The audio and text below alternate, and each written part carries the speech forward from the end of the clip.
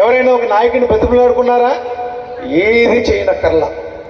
అంత గొప్ప మనసు ఉన్నటువంటి ముఖ్యమంత్రి ఈరోజు మనందరి గురించి కూడా ఆలోచన చేస్తూ ఉన్నాడు. చేయుతో సరిపట్ల 2018 ఏప్రిల్ 11వ తేదీ గడిచిన ఎన్నికలు పోలింగ్ అయినటువంటి తేదీ.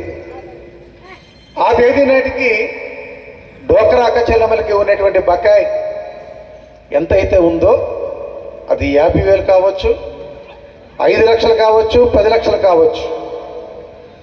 ఆ రోజు తీసుకున్నటువంటి బకాయి ఏదైతే ఉందో ఆ మొత్తాన్ని లెక్కలన్నీ కూడా రాసుకున్నాడు. గడిచిన ప్రభుత్వం, గడిచినటువంటి ముఖ్యమంత్రి చంద్రబాబు నాయుడు లాగా మోసం చేయలా.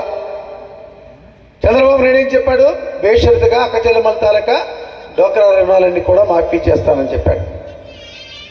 నేను నిజవరకు నమ్మాను, ఏమో తీర్చేస్తాడేమో అని చెప్పి.